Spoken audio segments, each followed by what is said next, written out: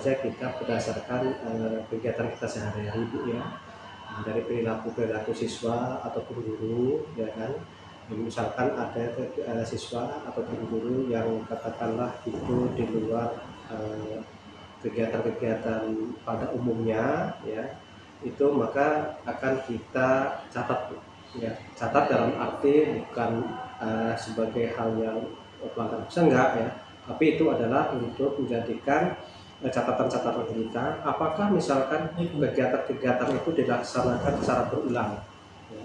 Kalau seandainya berulang tentu saja kita akan memberikan suatu ya pembinaan, intinya kan pembinaan karena untuk sanksi-sanksi kan memang prosesnya panjang gitu ya. Jadi intinya bahwa cara mengidentifikasinya adalah dalam kegiatan kita keseharian yang tentunya ada kegiatan-kegiatan ataupun perbuatan-perbuatan yang kira-kira tidak sesuai dengan kebiasaan baik ya, maka itu akan kita jadikan catatan apakah nanti itu akan berulang atau tidak ya. Kalau mungkin hanya sekali-sekali mungkin anggap saja itu sebuah kehilapan ya, kehilapan, dan itu saya kira kita sebagai manusia, sebagai ya katakan ASN atau itu masih dalam hal kewajaran. Kecuali tadi yang berulang dilakukan itu saja akan kita berikan teguran dan pembinaan.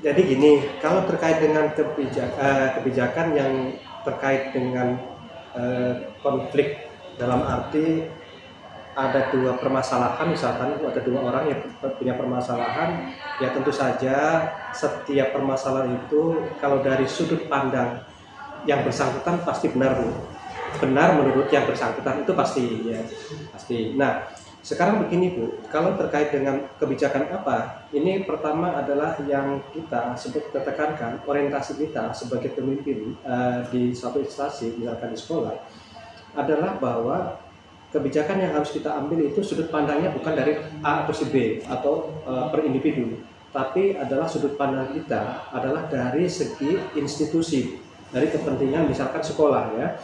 Kalau misalkan dari sudut pandang si A, tentu saja nanti akan bertentangan ataupun bertolak belakang dengan si B ya. Nah, oleh karena itu kita satukan persepsinya antara permasalahan si guru A ataupun si guru B itu, intinya adalah bahwa kebijakan yang harus kita ambil itu adalah untuk kebijakan sekolah kita, institusi Bu ya. Kita tidak membela si A atau si B selama kedua-duanya itu misalkan benar menurut yang bersangkutan, dan kita misalkan kita pandang memang benar menurut kepentingan sekolah kita atau institusi kita ambil jalan tengahnya. Artinya kita fasilitasi kedua-duanya sehingga tidak situ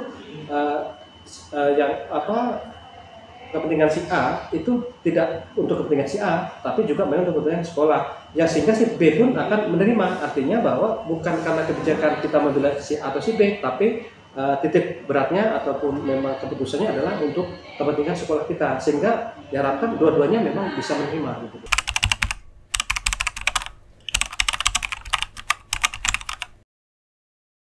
Karena dilema etika ini kan banyak juga Bu ya. Pertama mungkin terkait dengan pergaulan ya dengan sama guru ataupun juga mungkin terhadap kebijakan yang instansi itu.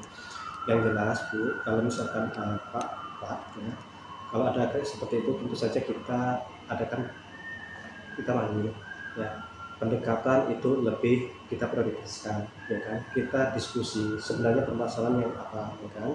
Oleh karena itu ya kita saya selama ini memang terkait dengan pendekatan itu tetap kami panggil siapapun itu ya secara pribadi Bu ya, sehingga apapun permasalahan ya bisa disampaikan dengan terbuka gitu kan. Ya saya sebagai pemimpin di sini Bu ya tidak mengatakan semua kebijakan yang kami lakukan itu bisa diterima ya.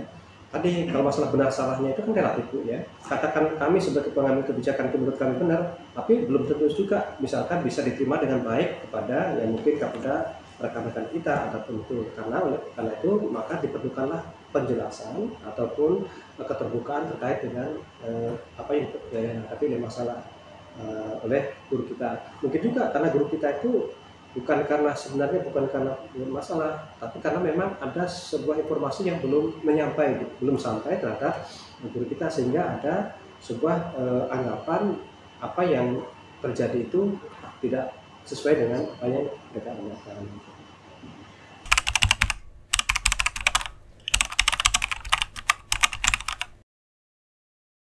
Yang paling istip inilah diskusi. Ya, diskusi itu karena kami memang kita usahakan untuk menghindari ya semaksimal mungkin adanya istilahnya katakanlah sanksi gitu ya. Kita hindarkan betul itu terkait dengan sanksi ya. Yang harus kita lakukan adalah pertama keterbukaan tadi itu ya. Setelah kita tahu permasalahannya apa ya, tentu saja akan kita mensolusinya ya. Maka dari itu rasanya kami belum pernah melakukan sanksi yang sifatnya merugikan guru yang bersangkutan ya kan? Karena memang kita sadari bahwa setiap individu itu punya perbedaan gitu ya. Perbedaan bukan berarti kita harus menyampaikan sama harus dengan kita, enggak ya kan, perbedaan itu ya. Jadi yang harus dilakukan adalah pembinaan ya, pembinaan dan berulang, bukannya cukup sekali ya. Jadi kita menjauhkan sejauh-jauh mungkin terkait dengan masalah sanksi itu, karena sanksi itu sebenarnya pada dasarnya belum tentu itu akan membuat guru ataupun rekan-rekan kita akan semakin baik, justru akan timbul permasalahan baru, artinya ketidaksukaan ataupun malah memperuncing permasalahan. Dengan pendekatan, dengan pembinaan, insya Allah bisa dilaksanakan, dan itu memang selama ini kami lakukan seperti itu ya kan, sehingga boleh dikatakan sampai saat ini kan jarang istilahnya terjadi konflik-konflik antara baik rekan-rekan kita dengan sekolah tadi itu ya. Jadi sekaligus saya tekankan memang pendekatan dan pembinaan yang memang harus kita prioritaskan gitu.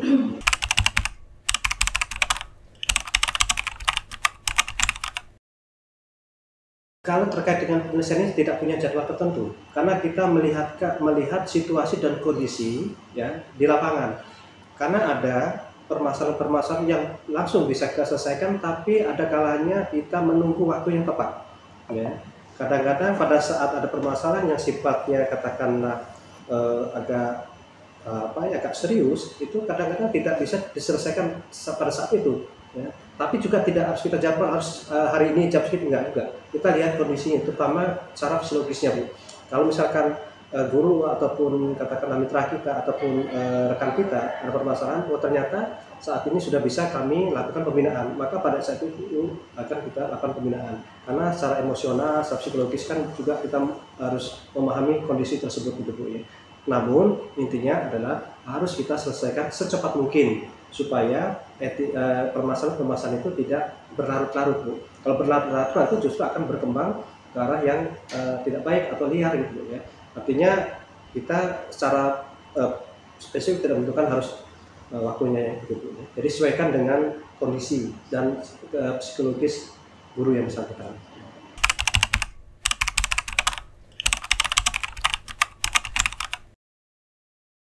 Ya, jadi ada kalanya ya kalau kasus-kasus dilema itu paling-paling kita kadang-kadang minta dengan rekan misalkan yang kita anggap itu paling istilahnya sharing ya. Namun sharing di sini bukan berarti kita menyampaikan ya katakanlah biasanya identitas itu bisa kita rahasiakan ya. Dan itu tidak terlalu sering sih itu ya, karena kalau itu yang kita anggap mungkin dianggap sangat serius lah gitu. Tapi selama ini sih nggak terlalu banyak sih yang gitu ya. Artinya kita dengan kemampuan kita untuk memanage ataupun mengelola terkait SDM itu ya. Jadi yang jelas selama ini kita sih masih ya ada rekan ataupun masih kita pertimbangan, itu pun bukan sebagai putusan Bu ya, sebagai pertimbangan ya, sebagai pertimbangan, siapa tahu memang betul atas pertimbangan itu, dan itu bukan kita jadikan sebuah putusan, sebagai masukan saja gitu. Siapa tahu memang ada pertimbangan itu memang ada baiknya kan gitu.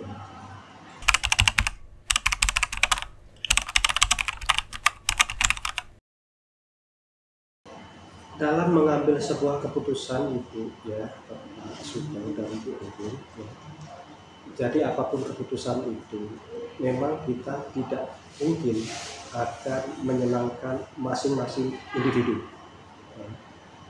Ada 10 individu atau 20 individu, mungkin pandangan terhadap keputusan itu akan berbeda-beda. Namun yang menjadi patokan kita, menjadi acuan kita, bahwa keputusan itu adalah yang betul-betul adalah untuk keperluan instansi atau organisasi. Ya. Karena saya bilang tadi, kalau seandainya ini keputusan itu atau kebijakan itu kita letakkan dalam satu pihak, pihak lain tentu saja akan mungkin tidak sepaham kan.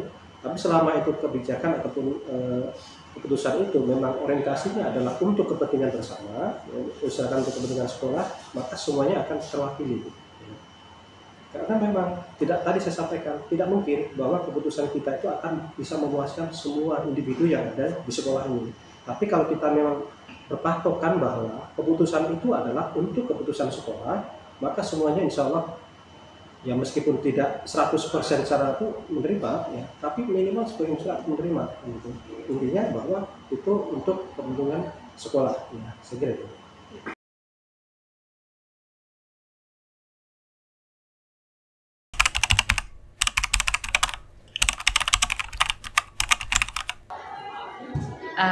Kalau di sekolah pada saat mengidentifikasi kasus-kasus yang berkaitan dengan dilema ITK dan rujukan moral, di sini yang jelas sebagai kepala sekolah kita harus bisa melihat, memilah mana yang merupakan prioritas dan mana yang memang menjadi hal yang perlu kita utamakan, meskipun keduanya itu sama-sama menurut kita penting atau menurut kita perlu diperjuangkan, tetapi kita bisa melihat skala prioritas yang memang ada di sekolah.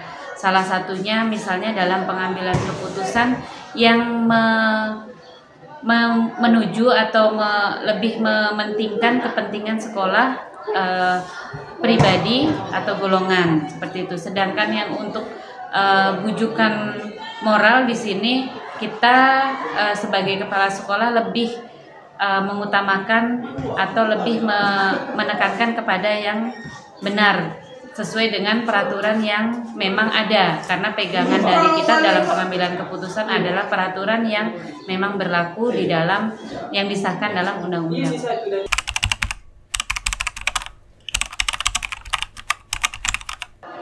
Dalam pengambilan keputusan yang kasus yang sama-sama benar dan sama-sama mengandung nilai kebajikan, itu tadi yang pertama kita harus menganalisa kita sebagai seorang pemimpin, mana yang harus lebih diutamakan meskipun keduanya sama-sama benar.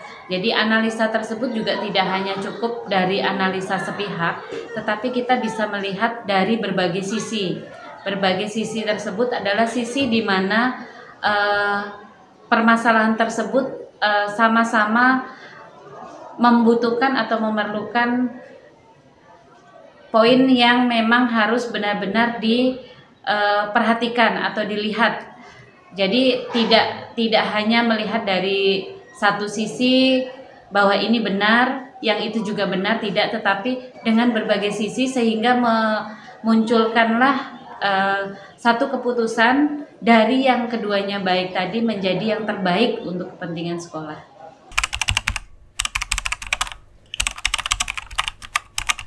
Yang pertama, untuk pengambilan keputusan apabila terjadi permasalahan yang berkaitan dengan dilema etika tadi, yang pertama adalah menganalisisnya, kemudian yang kedua melibatkan stakeholder yang ada di sekolah berkaitan dengan pembahasan permasalahan tersebut, kemudian merumuskan secara bersama-sama berkaitan dengan apa-apa saja yang perlu dipecahkan di dalam permasalahan tadi, kemudian yang terakhir adalah pengambilan keputusan sehingga keputusan itu berdampak baik bagi sekolah.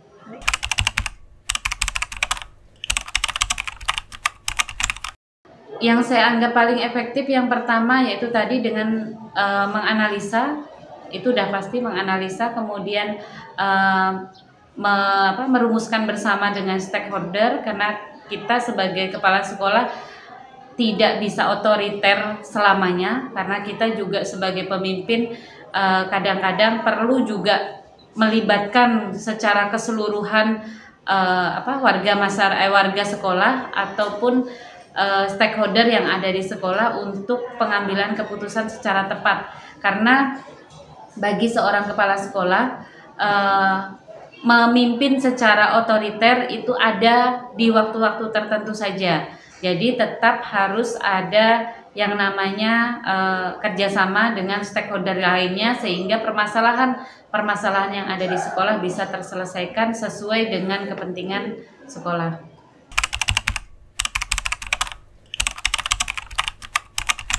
Tantangannya di sini dalam pengambilan keputusan yang paling sering adalah perbedaan pendapat dari stakeholder yang ada, kemudian benturan dengan masyarakat, kemudian orang tua, dan juga finalisasi dari pengambilan keputusan itu tidak bisa 100% disetujui oleh seluruh warga sekolah.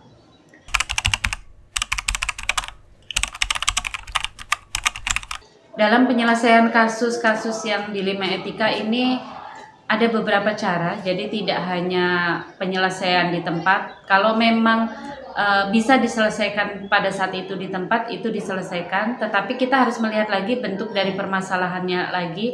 Jadi kalau memang tidak bisa diselesaikan di tempat, berarti memang harus ada penjadwalan secara khusus. Nah, penjadwalan tersebut bisa saja harus dikoordinasikan dengan stakeholder yang memang ditunjuk atau memang saya ajak dalam penanganan kasus tersebut. Nah, kemudian dalam penanganan kasus tersebut tidak bisa diselesaikan hanya dalam satu kali duduk saja berbicara, tetapi ada beberapa kali tindakan yang memang perlu kami rumuskan, karena tergantung dari permasalahan yang memang ada. Kalau masalahnya mungkin tidak terlalu rumit, bisa langsung diselesaikan pada saat itu. Tetapi kalau masalahnya agak sedikit rumit dan perlu penanganan secara khusus, ini ada penjadwalan tertentu. Ya.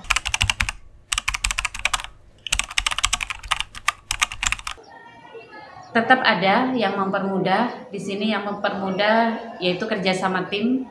Karena memang dengan kerjasama tim ini membantu sekali kepala sekolah dalam setiap pengambilan keputusan, meskipun finalnya keputusan itu tetap ada di kepala sekolah, tetapi dengan kita membicarakan permasalahan dilema etika tadi dengan tim yang ada di sekolah, banyak sekali saran, masukan, dan pertimbangan sehingga kepala sekolah bisa mengambil keputusan secara tepat.